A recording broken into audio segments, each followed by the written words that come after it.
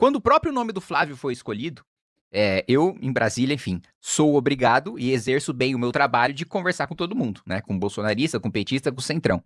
Os bolsonaristas, quando o Flávio foi escolhido candidato, estavam desolados. Falavam, não, escolheram o pior. O pior do que tinha dentro do campo do bolsonarismo, escolheram. Isso falando de deputados e senadores bolsonaristas. Vamos falar um pouco da campanha do Renan, que ontem saiu uma pesquisa nova da Quest, né? E o Renan aparece numa colocação diferente do que, confesso, eu esperava uns meses atrás aí. Tá? Estava até conversando lá embaixo como surpreende isso daí. Qual a análise que tu faz? O que tá acontecendo, cara? Por que tem um movimento, uma parcela interessante, segundo a pesquisa, apoiando um candidato que surge pela primeira vez como um candidato? Quer dizer, é isso, entendeu? Eu acho o primeiro ponto, o Renan, ele é o único que tem proposta. E isso pode parecer papinho, mas assim, de fato, e acho que vocês têm entrevistado pré-candidatos, agora o Renan é candidato, você não vê substância, você não vê profundidade em nenhum dos outros candidatos. Porque você vê, a proposta do Lula, tome gás. A proposta do Flávio, solta meu pai e dá celular para 60 milhões de mulheres. Sim, é uma coisa muito tosca, é uma coisa muito rasa, né? E o Renan não só ele tem propostas, ele tem excelentes propostas que ele se aprofunda e ele viraliza falando de proposta, que é uma coisa difícil. Né? Geralmente as pessoas gostam de embate, geralmente as pessoas gostam de crítica, de sarcasmo, de acidez, que o Renan tem tudo isso. Só que, falando de proposta, um dos vídeos que mais viralizou dele é falando sobre fusão de município. Falando sobre, olha, boa parte dos municípios brasileiros são inviáveis, são minúsculos, existem só para ter prefeitura e câmara de vereador, que você gasta mais com o prefeito e com o vereador do que com o cidadão, né? O orçamento da cidade está mais voltado para financiar a estrutura política do que o próprio município. E ele viraliza falando disso, ele viraliza falando de lei de responsabilidade gerencial, né? De você ter meta para que o prefeito cumpra um básico de educação, de saúde, de segurança pública, de saneamento básico. Se ele não bater, ele se torna inelegível, diminui o CEPAS da União na gestão dele. Então, eu acho que o primeiro ponto, tem propostas, tanto que nós resumimos as nossas propostas agora no plano que a gente protocolou para o TSE. TSE a gente protocolou 60 páginas, que é o livro amarelo, nossas propostas resumidas, mais o livro amarelo em si, que a gente lança no nosso congresso, dia 1º de agosto. Tem 360 páginas, né? Então, a gente entra no detalhe, a gente fala sobre as mais diversas áreas. Eu, pessoalmente, fiquei aí encarregado como futuro ministro da Reforma de Estado, aí, anunciado pelo Renan, da coordenação da parte econômica, que também está excelente, assim, vai ser o maior...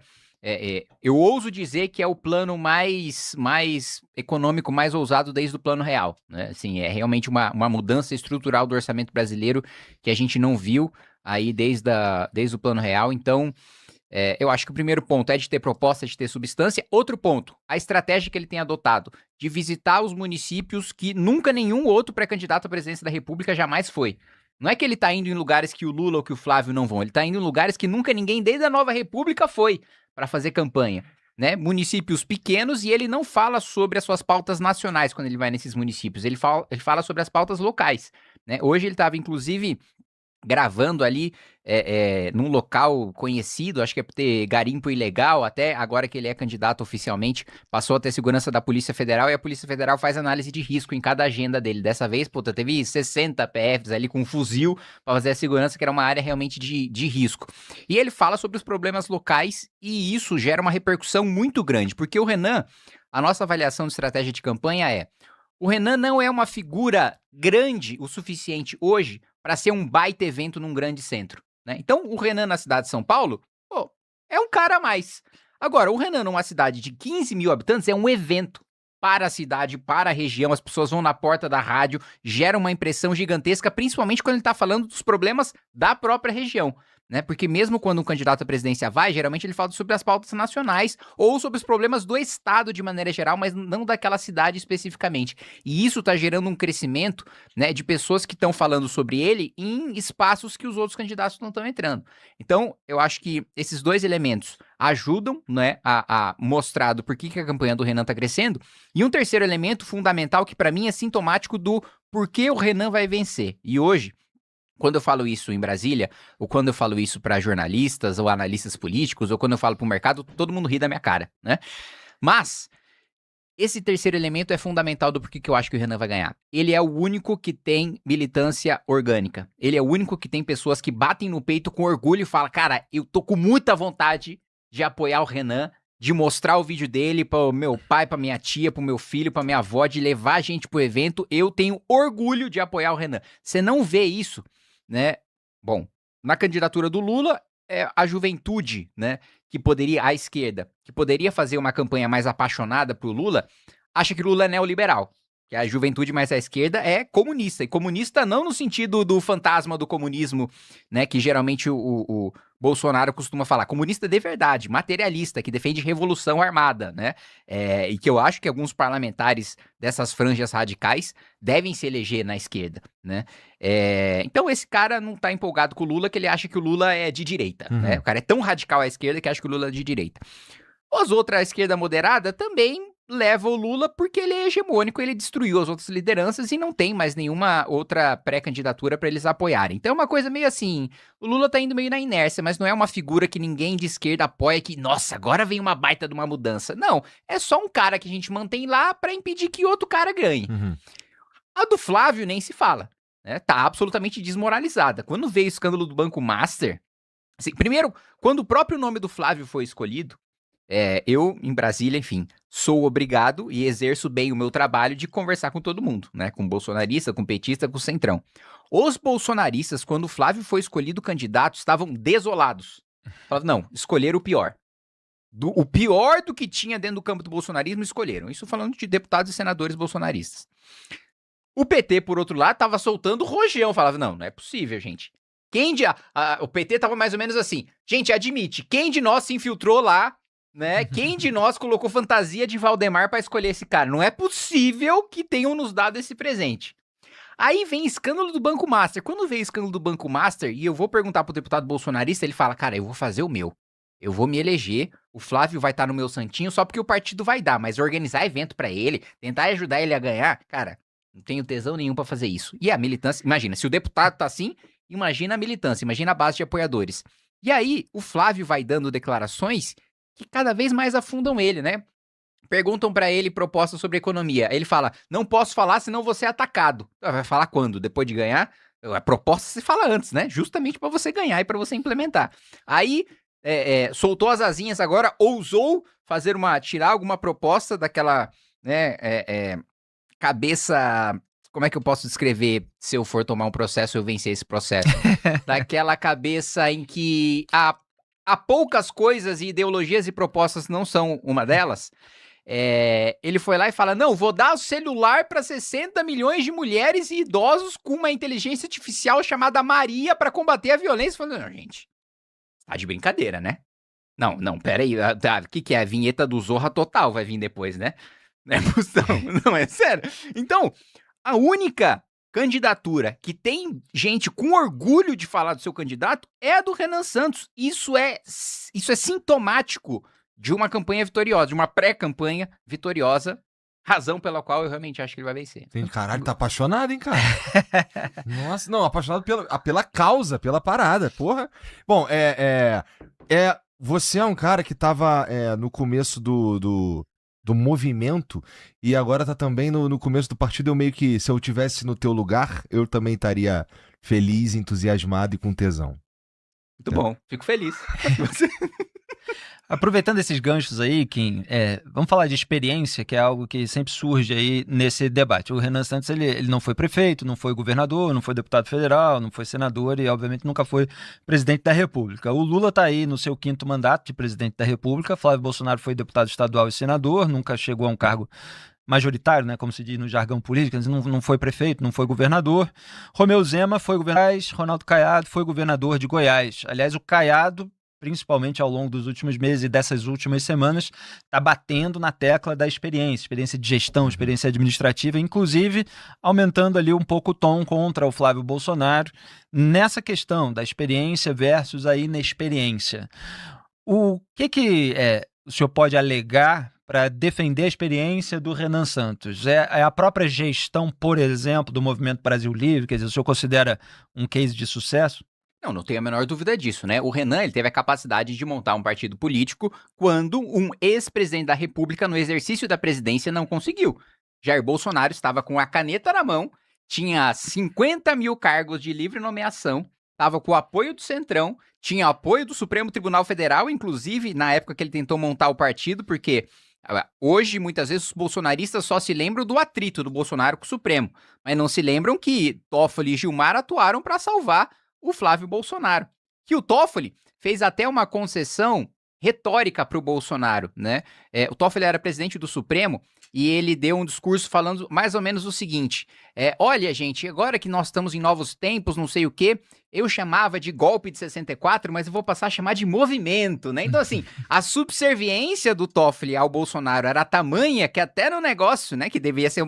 Você, independentemente da sua convicção, deve ter uma grande convicção sobre 64, né? Você achando que é golpe, achando que é revolução, você tem opiniões fortes e não uma opinião fraca o suficiente para você deixar de chamar de golpe para chamar de movimento. Então, o Toffoli chegou nesse estágio, né, e ele suspendeu liminarmente não só a investigação do Flávio, mas de todo mundo que tinha investigações envolvendo compartilhamento de informações do COAF com a Receita, que era justamente o caso do rachadão ali do Flávio Bolsonaro, em que ele roubou na Assembleia Legislativa junto com o André Siciliano, presidente da Assembleia do PT, hoje assessor da Secretaria de Relações Institucionais. Então, o assessor da Glaze ajudou o Flávio Bolsonaro a roubar na Assembleia Legislativa. Então, o primeiro ponto mesmo com a simpatia do Supremo, a simpatia do Centrão, Bolsonaro não conseguiu montar um partido político e o Renan conseguiu. Além disso...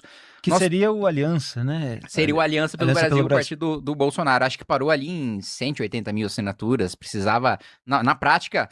Assim, em tese, né, você precisa entregar 560 mil, mas na prática, como você tem perda por divergência de dado e por aí vai, problema de cartório, você precisa entregar 800, 900 mil, Bolsonaro parou em 160. E a administração também de um movimento que se institucionalizou de maneira muito bem sucedida, né? O MBL hoje, ele está em todos os estados da federação, em boa parte dos municípios. A gente tem uma iniciativa bem sucedida de fazer um movimento oposto da imprensa, que é ter uma revista impressa, que é a revista Valete, e a tiragem só aumenta todos os meses, né? Sendo que toda a imprensa está fazendo um movimento contrário, indo para o digital, né? O Renan tendo a iniciativa de ter uma revista impressa cultural, de textos mais densos, que vai, digamos assim, na contramão do que as gerações mais novas estão consumindo, né, de conteúdo mais rápido, mais mastigado, mais fácil, ainda assim, indo mais profundamente. Pô, a gente tá falando, começamos com 0, evidentemente, já estamos partindo aí para 6, 7 mil assinaturas mensais. Um aplicativo próprio, com cursos próprios, com estruturas de dossiês políticos explicando diversos temas, aulas de história, de filosofia, de direito, uma rede social própria dentro desse próprio aplicativo com adesão. Então, existe uma gestão de movimento político e há uma experiência em liderar. Não é fácil você inspirar pessoas, não é fácil você organizar a militância, não é fácil você organizar grandes eventos, como a gente faz com milhares de pessoas todos os anos, e você manter a gestão de vereadores que foram eleitos, deputados estaduais, a minha eleição de deputado federal, do que o Renan foi fundamental nas duas. Então, existe uma comprovação de experiência política, de liderança. Agora, quando a gente vai parar para olhar, né, primeiro, comparando com os outros, o Lula, ele tá aí no seu 4º mandato e ele faz um governo absolutamente fracassado, né? A gente tá com uma das maiores taxas de juros do mundo, a gente tá com a inflação fora da meta, tá numa calamidade de segurança pública, educação nem se fala, né? Mais da metade das nossas crianças são analfabetas, 70% das nossas crianças não sabe quanto é 200 menos 150, não sabe fazer conta com número com 3 algarismos ou mais. Então, assim, a experiência de gestão do Lula é um absoluto fracasso. Do outro lado, o Flávio Bolsonaro só tem experiência em roubar. Ele teve um mandato que foi dado de presente pelo pai dele, na Assembleia Legislativa do Rio de Janeiro, participou da rachadinha, depois, né, que ele ganhou pro Senado, ele quis dar saltos maiores e aí ele foi promovido, né, de um rachador para um bandido de roubo de banco, né, junto com o Daniel Vorcaro. Zema e Caiado, né, por mais que tenham experiências de administração, foram lideranças políticas fracas. E por que eu digo isso? Porque os dois se submeteram ao bolsonarismo. Os dois não tiveram coragem de pontuar suas diferenças, de mostrar as traições do Bolsonaro, de mostrar as contradições do Bolsonaro. Os dois fizeram governos baixando a cabeça pro Bolsonaro para não sofrer com a rejeição do eleitorado bolsonarista. né? Não ter coragem política de firmar o seu posicionamento com medo de perder popularidade é um sinal de fraqueza de liderança política. E isso que eles estavam no exercício de um cargo, onde é mais fácil divergir, onde você tem mais poder, onde você tem mais meios de defesa. Um único momento, e aqui sendo justo, em que foi pontuada uma divergência foi o Caiado, durante a pandemia, em relação à vacina, né, que ele defendeu a obviedade de que as pessoas deveriam se vacinar e que o Bolsonaro estava sendo um imbecil de dizer que as pessoas não deveriam se vacinar. Mas tirando isso, em todos os outros momentos, tanto Caiado como Zema foram subservientes à liderança do Bolsonaro. Isso é sinal de fraqueza. Isso é sinal de que quando a gente precisar fazer uma reforma impopular, quando a gente precisar enfrentar Supremo, enfrentar a opinião pública, enfrentar a imprensa para fazer o que é correto, o que precisa ser feito, mas for impopular, eles não vão ter coragem de fazer como não tiveram coragem de enfrentar o Bolsonaro. E aí, então boa parte dessa campanha, ela é baseada não só em mostrar propostas, como tu falou que ele viralizou falando de proposta, mas também demonstrar uma distância dos dois polos, ou não? Sim. Não, assim, primeiro, se você chama de dois polos o Flávio Bolsonaro e o Lula, sim. Sim. Agora, se você chama um polo de direita e outro de esquerda, não. Não, eu tô falando dos avatares mesmo. Perfeito. Lula e Bolsonaro, vai. Se a gente fosse às urnas agora, segundo as pesquisas, a gente ia ter um segundo turno Lula e Flávio, né? E aí, cara, não tem apoiar ninguém no segundo turno, correto? Não, vamos lá, Igor. Eu não vou opinar sobre um filme com base num frame dele, num print que você acabou de tirar. Tá. Né? Eleição é filme. A eleição, hoje, você tem uma fotografia e o filme que nós temos até agora é crescimento do Renan maior do que todos os outros, né? O Lula dá umas vaciladas ali, geralmente oscila dentro da margem de erro. O Flávio ou oscila na margem de erro ou cai, né? Os outros governadores estagnados e Renan crescendo. Essa é a regra das pesquisas. E eu vou trabalhar e eu sei, né, como eu coloquei pra você, eu tenho convicção de que o Renan vai vencer, sabendo que a trajetória do filme até aqui foi essa, e de que nem chegamos ao ápice, e de que o filme vai ficar muito mais emocionante a partir do dia 16 de agosto, quando nós teremos o primeiro debate, que vai ser o debate da Band, e a partir daí, uma série de debates, inclusive aqui nesta casa, É verdade. no qual, eu não sei se o Renan já te confirmou, mas eu confirmo aqui em nome dele, ele estará, né?